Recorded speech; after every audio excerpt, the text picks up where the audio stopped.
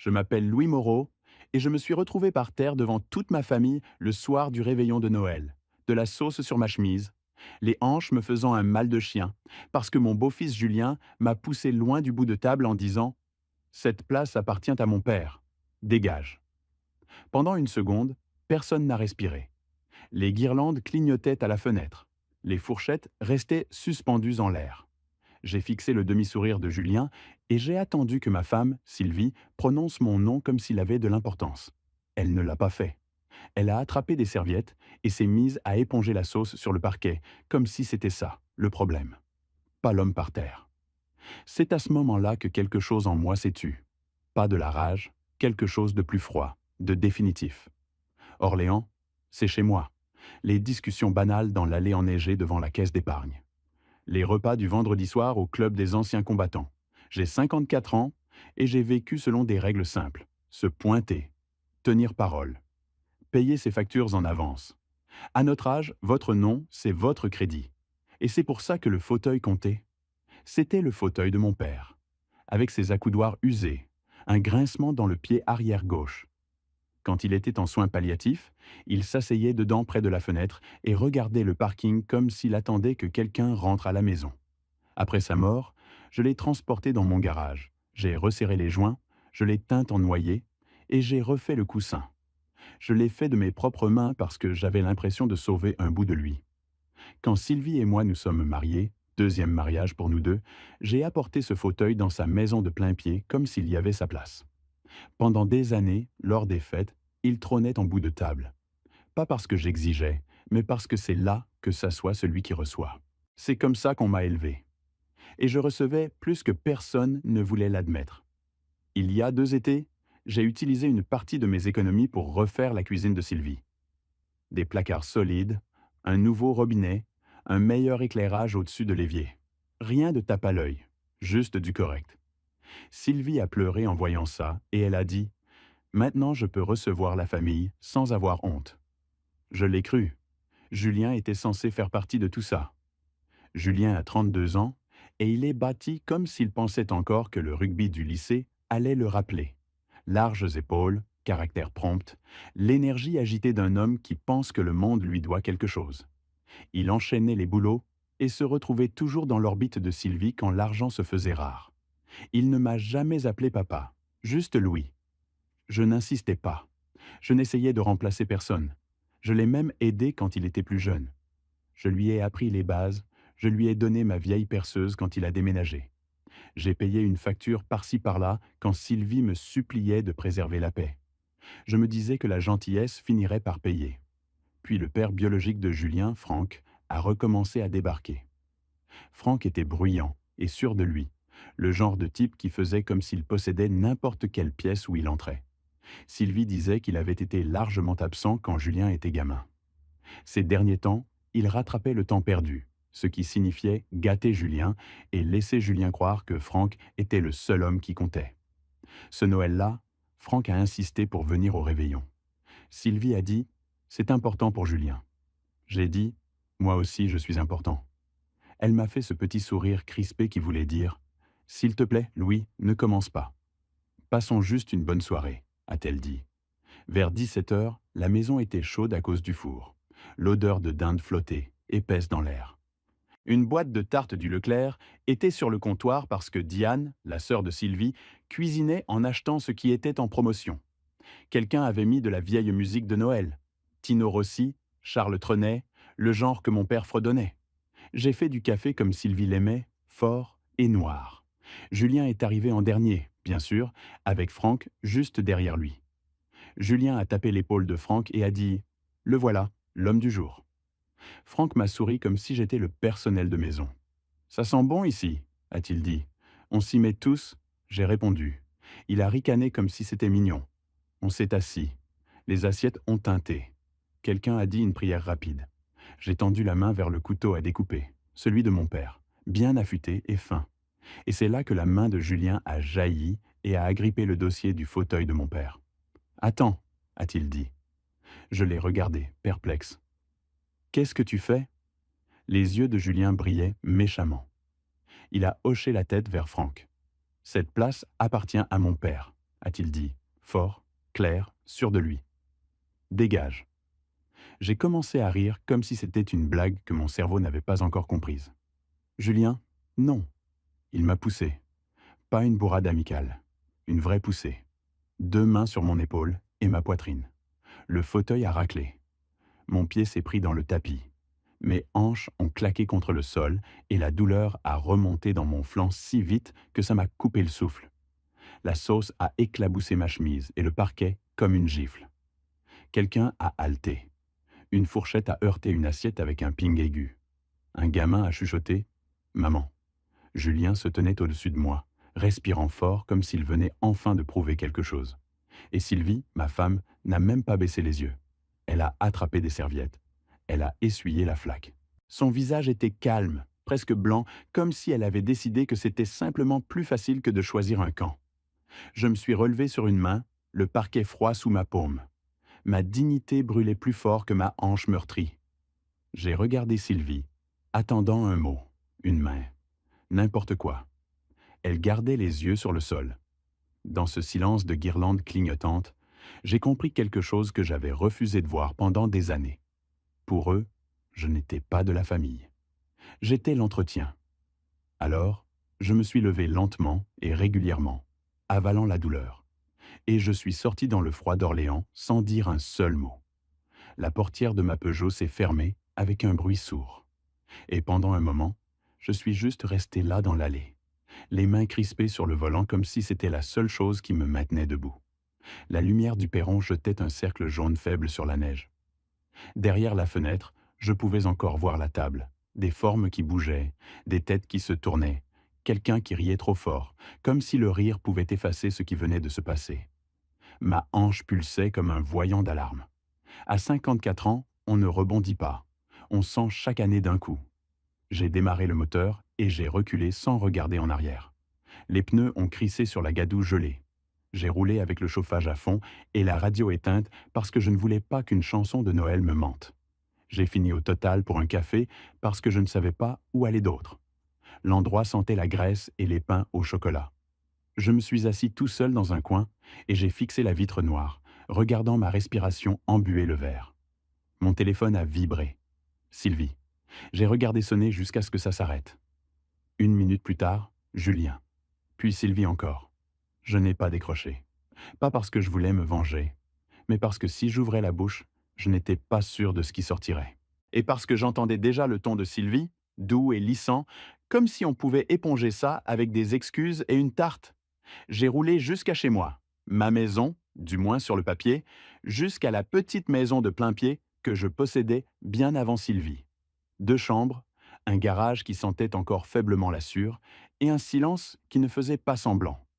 En entrant, j'ai croisé le mince classeur que je garde sur l'étagère du couloir. Mon dossier de papier, copie de l'acte de propriété, assurance, garantie et une pile de reçus de cette rénovation de cuisine chez Sylvie. Des courses chez Leroy Merlin tous les samedis pendant un mois. Nouveau robinet, nouvel évier, charnière de placard, une crédence que j'ai posée carreau par carreau après le boulot, les mains crampes, le dos en vrille. Je me souvenais de Sylvie debout dans cette cuisine finie, la main sur la bouche, disant « Louis, je ne savais pas que quelqu'un ferait ça pour moi. Je ne l'avais pas fait pour être un héros. Je l'avais fait parce que je croyais qu'on construisait quelque chose. Voir ces reçus ce soir, c'était comme regarder la preuve que j'avais pavé mon chemin vers une famille qui me traitait encore comme un invité. Je suis entré en boitant. J'ai changé de chemise tachée et j'ai vérifié le bleu dans le miroir de la salle de bain. Du violet s'étalait déjà sur ma hanche, large comme ma paume. Je me suis assis dans mon fauteuil relax, avec une poche de glace, et j'ai fixé la télé éteinte. C'est là que le souvenir m'a frappé, net et stupide. Il y a 2 ans, quand le robinet de cuisine de Sylvie n'arrêtait pas de fuir, Julien avait ri et dit « C'est pour ça que maman avait besoin d'un vrai homme dans les parages. » J'avais souri à l'époque parce que je pensais qu'il parlait de moi. À 21h47, mon téléphone a encore vibré. Un texto de Julien. Tu as mis mon père dans l'embarras. Tu aurais dû juste bouger. Ce fauteuil n'est pas à toi. Puis un autre. Tu n'es qu'un invité dans cette famille, Louis. Un invité qui a abusé. J'ai lu 2 fois. Ma main s'est resserrée autour du téléphone jusqu'à ce que mes jointures me fassent mal. Je n'ai pas répondu. Vers minuit, j'ai essayé de dormir. Je n'arrivais pas à être à l'aise. Chaque fois que je bougeais, ma hanche s'enflammait et la scène repassait. Les mains de Julien sur ma poitrine, les yeux de Sylvie sur le sol, le raclement du fauteuil de mon père comme s'il était traîné hors de ma vie. Je me suis levé et j'ai fait du café, fort et noir, comme mon père le buvait. Je me suis tenu près de la fenêtre de la cuisine et j'ai regardé la neige dériver sous le réverbère. Je me suis dit, Louis, c'est juste un fauteuil. C'est juste un moment de fête stupide. Les gens déconnent. Laisse tomber. Mais ce n'était pas le fauteuil. C'était la phrase que Julien avait dite tout haut et que tout le monde traitait comme une vérité tacite. Tu n'as pas ta place? À 2h13, Sylvie a enfin envoyé un texto. Louis, s'il te plaît? Il ne le pensait pas. Il est stressé. Tu peux juste revenir et on parle? J'ai fixé ce message jusqu'à ce que l'écran s'assombrisse. Il ne le pensait pas. Comme si pousser était quelque chose qu'on fait par accident. Comme si dégage sortait quand on est fatigué. Comme si éponger la sauce par terre comptait plus que l'homme qui l'avait renversée. J'ai posé le téléphone et je me suis frotté le front. Sous la blessure et la honte, autre chose commençait à monter. Une vieille phrase que mon père avait l'habitude de dire. Ton nom, c'est ta parole, Louis. Protège-le. J'avais passé toute ma vie d'adulte à faire exactement ça. Je payais mes factures en avance. Je gardais mon crédit propre. Je ne cautionnais pas pour des gens qui traitaient à l'argent comme une blague. Je ne laissais personne poser ses mains sur moi et appeler ça de l'amour. Juste après 6 heures, mon téléphone a tinté avec un son que je reconnaissais mais que je n'avais pas entendu depuis des années. Une alerte crédit. Mon estomac s'est serré avant même que j'ouvre. C'était de l'appli de surveillance que j'avais prise après qu'un copain des anciens combattants s'était fait voler son identité. Le sujet disait changement détecté. J'ai tapé avec un pouce qui se sentait soudain engourdi. Mon score de crédit avait pris un coup. Pas une petite chute. Une vraie chute, comme si quelqu'un m'avait fait un croc-en-jambe.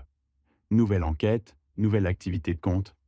Je me suis enfoncé dans le fauteuil relax et j'ai eu plus froid que la neige dehors, parce que dans mon monde, ça n'arrivait pas sauf si quelque chose avait été ouvert à mon nom. Et les seules personnes qui avaient accès à mes informations étaient la famille. À 6h12, mon téléphone vibrait encore. Appel après appel, les numéros s'empilaient. Sylvie, Julien, Sylvie, un numéro inconnu avec un indicatif local. Je ne répondais pas encore. Je regardais juste l'écran s'allumer encore et encore, en pensant avec une certitude lente et malade. Quoi qu'ils aient fait, ça me retombait enfin dessus. Mon pouce planait au-dessus du bouton vert, mais je n'arrivais pas à me forcer à appuyer. Pas encore. Si j'entendais la voix de Julien maintenant, soit j'exploserais, soit pire, je céderais. Et je cédais depuis des années. Le téléphone s'est enfin arrêté. Puis il s'est rallumé. Sylvie. J'ai laissé sonner. Julien, sonner. Numéro inconnu, sonner. À 6h23, l'historique des appels ressemblait à une machine à sous qui ne s'arrêterait pas de tourner. Je l'ai ouvert et ma poitrine s'est serrée. 23 appels manqués. Julien avait appelé 12 fois. Sylvie avait appelé 9 fois. Le numéro inconnu avait appelé 2 fois. J'ai tapé sur le message vocal de Julien d'abord. Sa voix arrivait trop vite. Louis, rappelle-moi. C'est un truc bancaire débile. Il déconne. Rappelle-moi juste. Ok. Le suivant était 2 minutes plus tard. Moins d'arrogance. Écoute, c'est pas ce que ça a l'air. J'ai juste besoin que tu parles à quelqu'un. Ils ont dit que ton nom était sur quelque chose. Rappelle-moi juste. Le troisième message vocal m'a fait ricaner malgré moi. Ok, sérieusement, c'est quoi ce bordel? Ils ont gelé mon compte. Je peux même pas prendre d'essence. Arrange juste ça, mec. Puis il a dérapé comme les gens font quand ils ont peur. Papa. Il a lâché, puis s'est corrigé. Louis, je veux dire, Louis, s'il te plaît. Toutes ces années, il ne pouvait pas m'accorder un papa. Mais à la minute où l'argent se faisait serrer, sa bouche l'attrapait comme un réflexe. J'ai cliqué sur le message vocal de Sylvie. Sa voix tremblait. Louis, s'il te plaît, décroche. Julien panique. Il y a quelque chose avec la caisse d'épargne. Tu peux juste décrocher, s'il te plaît. Puis le numéro inconnu a rappelé. Pile au bon moment. Indicatif local. Orléans. Cette fois, j'ai décroché. Allô, monsieur Moreau? Une voix de femme, professionnelle, prudente. Ici, Martine de la Caisse d'épargne Centre-Loire. J'appelle pour une affaire urgente sur votre compte. Auriez-vous un moment pour parler en privé? Je suis seul. Merci. Nous essayons de vous joindre parce qu'il y a eu un avis de défaillance émis sur un prêt personnel où vous êtes listé comme garant. J'ai cligné. Je suis listé comme quoi? Le garant. Un co-signataire, a-t-elle dit. Le prêt est en retard et notre système a signalé votre profil de crédit. Martine s'est éclairci la gorge. L'autre partie a appelé à 5h30, a-t-elle dit. Il a dit qu'il devait y avoir une erreur, que vous vous occupiez toujours des factures et que vous approuveriez tout ce qui était nécessaire pour maintenir le prêt à jour. J'ai senti la chaleur monter derrière mes yeux. Vous vous occupez toujours des factures, comme si j'étais un plan de service. Combien c'est? J'ai demandé. Elle a tourné une page. 16 800 euros. Ouvert il y a 8 mois. Premier paiement manqué le mois dernier, deuxième manqué cette semaine. 16 800 euros. C'était pas de l'argent pour l'essence, c'était une voiture. C'était toute une saison de mauvaises décisions de quelqu'un. Et ça affecte mon score, j'ai dit, même si je le savais déjà. Oui, a-t-elle dit doucement, parce que vous y êtes lié. J'ai fixé les chiffres et j'ai pensé à chaque fois que j'avais payé en avance juste pour garder ce petit badge à 3 chiffres propres. À notre âge, un bon score, c'est pas de la vanité. C'est la preuve qu'on n'a pas foutu sa vie en l'air. Je n'ai rien cosigné, j'ai dit. Il y a eu une pause comme si elle s'y attendait. Monsieur Moreau, le dossier de prêt inclut votre nom et une signature qui vous est attribuée. Si vous pensez que cette signature n'est pas la vôtre, nous avons des procédures. Quelle procédure? Nous pouvons ouvrir un examen pour fraude, a-t-elle dit doucement. Le plus rapide, c'est que vous veniez. Nous ouvrons à 8 heures, mais je peux faire venir quelqu'un plus tôt si vous pouvez. J'ai jeté un œil à la pendule. 6h31. J'y serai. Je n'ai pas appelé Sylvie. J'ai mis un jean, une chemise en flanelle et mes chaussures de travail comme une armure. La neige crissait sous mes semelles. Le parking de la caisse d'épargne était presque vide. Je suis resté assis dans ma Peugeot et j'ai regardé mon reflet. Gris aux tempes, yeux fatigués. Martine m'a accueilli et m'a emmené dans un petit bureau. Elle a fait glisser un classeur. Le nom de Julien, le nom de Sylvie. Et là, mon nom sous garant. Mon estomac s'est retourné. Voici la page de signature. Ma signature était en bas. Sauf que c'était pas la mienne. Le rythme était faux. C'est la vôtre? Non. Signez-vous jamais, Louis? Ma gorge s'est serrée. Seulement mon père m'appelait comme ça. Là, en cursive tremblante, était Louis Moreau. Ma peau est devenue froide. Qui avait accès à vos informations? Ma femme. Martine a posé un formulaire sur le bureau. Ceci est une déclaration de fraude. Ça peut avoir des conséquences sérieuses. Mon téléphone a vibré. Julien encore. Je ne décide pas par colère, j'ai dit. Je décide parce que mon nom veut dire quelque chose. J'ai signé la déclaration d'une main ferme. Martine a dit, une fois qu'on ouvre un examen, on ne peut pas le refermer. Alors laissez-le ouvert. Dans ma Peugeot, Sylvie a appelé. Louis, où es-tu? Julien ne peut pas accéder à son compte. Qu'est-ce que tu as fait? Pourquoi mon nom est sur un prêt de 16 800 euros? Pause. Louis, j'essayais d'aider. C'était temporaire. Et tu as signé mon nom? Tu aurais dit non. C'est parce que non est une phrase complète. J'ai roulé directement chez Sylvie. Julien m'attendait, les yeux rouges et fous. Tu es content? Ils ont tout gelé. Franck faisait les 100 pas. Dans le coin, le fauteuil de mon père. Déplacé, exilé. C'est le fauteuil de mon père, j'ai dit. Ton père est mort. Le mien est juste là, a craché Julien. Franck a pointé un doigt. On ne fait pas ça à la famille. Julien ne s'inquiétait pas de la famille quand il m'a poussé hier soir. Julien s'est approché. Tu es un invité ici, Louis. Cette place n'a jamais été à toi. Sylvie se tenait dans l'embrasure avec un torchon dans ses mains. Elle ne voulait pas croiser mon regard.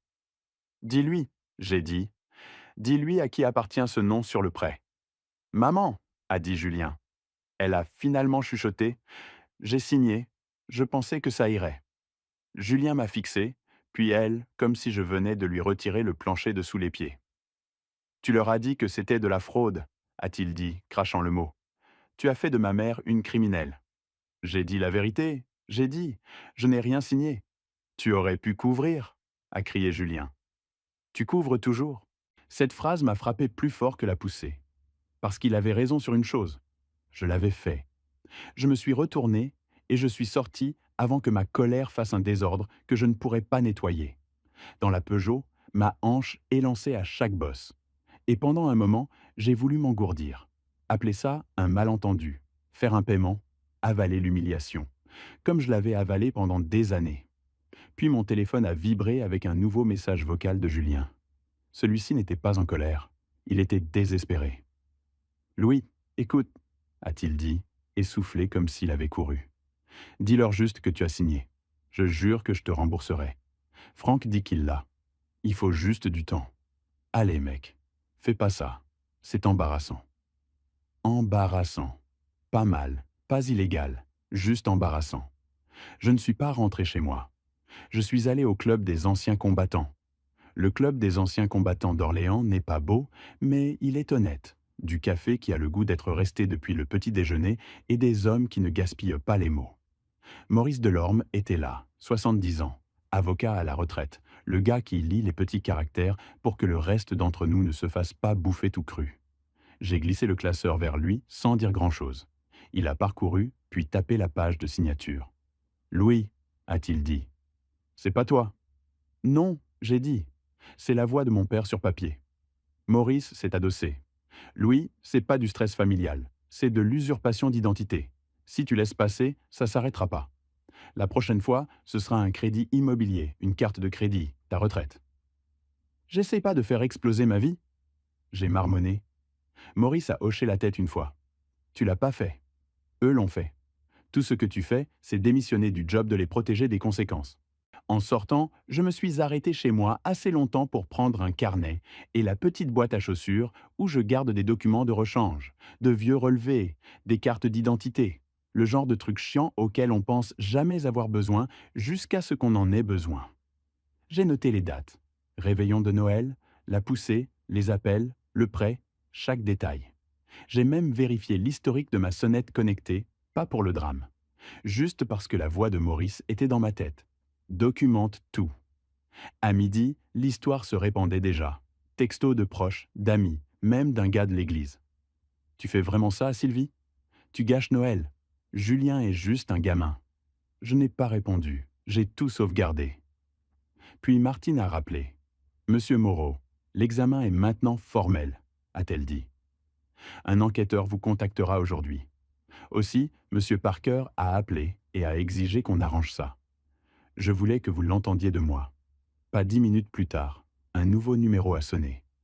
Quand j'ai décroché, la voix était calme et officielle. Monsieur Moreau, ici l'enquêteur Arlon. Je suis sur votre affaire.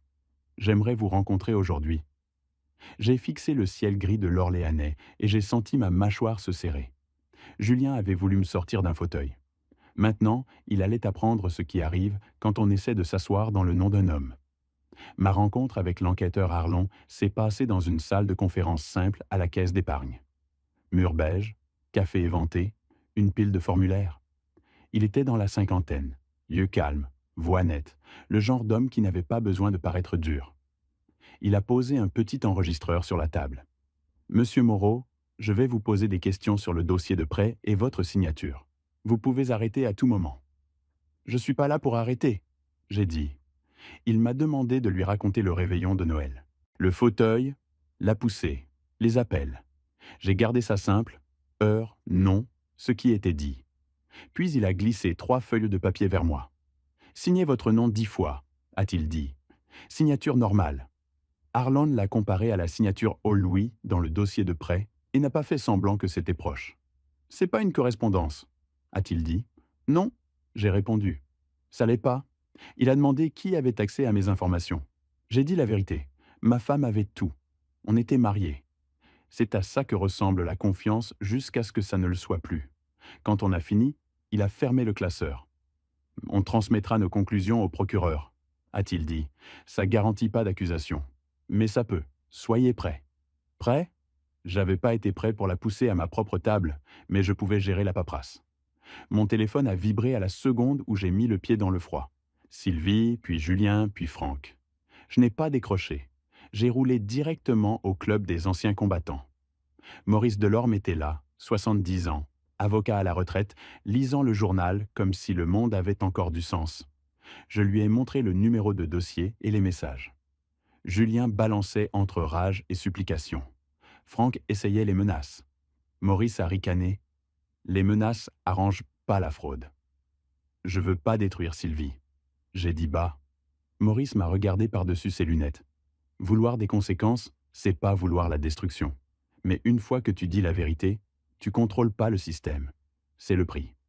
La semaine suivante, j'ai eu l'impression qu'Orléans rétrécissait autour de moi. À l'église, les gens souriaient trop fort. J'entendais mon nom dans les chuchotements. La sœur de Sylvie a dit à quelqu'un que je punissais Sylvie. J'ai gardé la tête baissée et j'ai sauvegardé chaque texto comme Maurice me l'avait dit. Le 9 janvier, une lettre est arrivée avec le sceau du département. Date, heure, numéro de salle d'audience au tribunal d'Orléans. Audience concernant une signature frauduleuse et la responsabilité financière. J'ai appelé Maurice. Ça arrive? J'ai dit. Je serai là, a-t-il répondu. Mais quelque chose de correct. Laisse-les voir qui tu es. Le tribunal ressemblait à ce qu'il a toujours l'air. Vieille, Louis calcaire, drapeau qui claque, marche usée par 100 ans de peur et de vérité. L'intérieur sentait les détecteurs de métaux et le papier. Sylvie était assise sur un banc en bois, les yeux gonflés. Julien faisait les 100 pas dans un costume qui n'allait pas avec son attitude. Franck se tenait à côté de lui, bras croisés, arrogant comme s'il pensait que le volume était pareil que le pouvoir. Julien m'a repéré et a fait un pas, arrêté par le regard d'un agent. « Tu fais vraiment ça ?» a-t-il sifflé. « Je fais rien », j'ai dit. Je réponds pour mon nom. Sylvie a tendu la main vers ma manche. Sa main tremblait. « Louis, s'il te plaît » a-t-elle chuchoté. « Je ferai des paiements. Je vendrai des choses. Dis-leur juste que c'était un malentendu. » Je l'ai regardée, ma femme, et j'ai senti ce vieux réflexe de la sauver monter dans ma poitrine. Puis, je me suis souvenu de ses yeux sur le sol pendant que j'étais allongé dans la sauce. J'ai baissé la voix. « Sylvie, je fais pas ça à Julien ?» j'ai dit. « Je le fais pour l'homme que j'étais, celui qui a travaillé 40 ans pour avoir un nom qui veut dire quelque chose. » Son visage s'est effondré. Elle a secoué la tête comme si elle ne pouvait pas accepter qu'une limite puisse être réelle. L'huissier a appelé notre affaire. On s'est aligné dans la salle d'audience. Lambris en bois, lumière fluorescente, le banc du juge là-haut comme un rappel. Le juge, cheveux argent tirés serrés, a baissé les yeux sur le dossier. « Monsieur Moreau, vous contestez une signature de garant sur un prêt personnel. Vous prétendez que votre identité a été utilisée sans consentement, correct ? Oui, votre honneur. » L'avocat de Julien s'est levé. « Votre honneur, c'est un malentendu familial. Madame Moreau croit qu'elle avait la permission. » Le juge a levé la main. « La croyance n'est pas le consentement. Avez-vous une preuve que Monsieur Moreau était d'accord ?» L'avocat a hésité. « Pas de preuve écrite, votre honneur. » Le juge s'est tourné vers Julien. « Monsieur Parker, Monsieur Moreau a-t-il accepté de cosigner ?» Les yeux de Julien ont cligné vers Franck. Il savait qu'on avait besoin d'aide. « C'est pas ma question, » a répondu le juge. « A-t-il accepté ?» Julien a avalé. « Pas directement. Martine de la Caisse d'épargne a témoigné. Date, la signature, Louis, les paiements manqués. L'enquêteur Harland a confirmé la comparaison de signatures. L'avocat de Julien a tenté un dernier hameçon. « Monsieur Moreau, c'est pas à propos d'une dispute de Noël ?» J'ai senti la salle se pencher. « Il y a eu une dispute, j'ai dit. Il y a eu aussi une poussée, mais je suis là parce que mon nom a été utilisé pour prendre un prêt et je n'ai jamais accepté. » Le juge a hoché la tête une fois. « Avez-vous des preuves supplémentaires concernant l'intention ?» J'en ai, j'ai dit. Julien ne savait pas que j'en avais. J'ai tendu une clé USB à l'huissier. Audio de ma sonnette connectée, j'ai dit. Dehors chez Madame Moreau le soir du réveillon de Noël. La tête de Julien a pivoté. Quoi ? A-t-il lâché trop fort ? Procédez, a dit le juge. Le haut-parleur a grésillé. Vent, une porte qui se ferme, puis la voix de Julien qui riait comme si c'était une blague. Le vieux est trop faible pour faire quoi que ce soit, a-t-il dit. La voix de Franck a suivi, arrogante. Il paiera comme il fait toujours. Julien a ajouté, vif et cruel. Il n'est que de l'entretien. La salle d'audience est devenue silencieuse comme les vraies salles deviennent silencieuses. Aucun mouvement, aucune toux, aucune prétention. Quelque part derrière nous, un homme a bougé dans son siège puis s'est arrêté comme s'il avait honte de faire du bruit. Sylvie a couvert sa bouche. Le visage de Julien s'est vidé. Pendant une fraction de seconde, j'ai vu le gamin en lui, celui qui avait peur, avant que l'arrogance se précipite pour le couvrir. Le juge a fermé le dossier d'un clic. « C'est suffisant », a-t-elle dit. Elle a regardé Julien. Ces déclarations montrent que vous vous attendiez à ce que M. Moreau absorbe une dette à laquelle il n'avait pas consenti. C'est de l'intention. L'avocat de Julien a commencé à parler. Le juge a levé la main. Non. Elle s'est tournée vers Sylvie, ferme mais pas cruelle. Madame Moreau, vous avez mis votre époux en risque financier. Cette affaire sera référée appropriément. Il y aura des conséquences. Alors que l'huissier nous guidait dehors, je me suis surpris à frotter mon pouce sur mon alliance comme on frotte une louis d'inquiétude. J'ai pensé au fauteuil de mon père, comme il grinçait quand il se penchait en arrière, regardant la neige tomber par une fenêtre, stable à sa place. Julien avait essayé de prendre ma place avec une poussée. Le tribunal me l'avait rendu avec une sentence. Dehors, l'air froid a frappé mes poumons, nets et propres. Mes hanches me faisaient encore mal. Mon cœur me faisait encore mal. Mais je me tenais plus droit que je ne l'avais fait depuis des années. Julien avait voulu me sortir d'un fauteuil. Au lieu de ça, il m'avait poussé dans une salle où la vérité avait un micro. La semaine suivante, Orléans est redevenu Orléans. Neige empilée en crêtes grises le long des trottoirs, gens qui se dépêchaient d'entrer au Leclerc les épaules levées, radio qui murmurait des bulletins météo comme s'ils comptaient plus que la douleur de n'importe qui. C'est ça, le truc drôle avec un moment public. On a l'impression que le monde entier regarde et puis le monde retourne acheter du lait. Mais mon monde, lui, ne l'a pas fait. Sylvie bougeait comme un fantôme après l'audience. Elle est restée chez sa sœur pendant un moment. Quand elle revenait à la maison, elle ne parlait pas beaucoup, se contentait de passer de pièce en pièce comme si elle faisait l'inventaire de ce qu'elle avait risqué. La maison avait l'air pareil, mais l'air dedans, non. La confiance, une fois fissurée, fait que même le silence sonne différemment. Julien n'a pas appelé pendant 3 jours. Le 4e jour, j'ai reçu un texto à 19h18. « Tu n'étais pas obligé de passer cet audio. Tu m'as fait passer pour un monstre. » J'ai fixé ça, le pouce qui planait. Je voulais écrire « Tu as fait ça tout seul ». À la place, j'ai écrit « Tu t'es fait sonner comme tu as sonné ». 1 minute plus tard, il a répondu « Franck dit que tu es mort pour nous ». J'ai lu ça 2 fois, puis j'ai posé le téléphone. Ma main ne tremblait plus. Ça m'a surpris.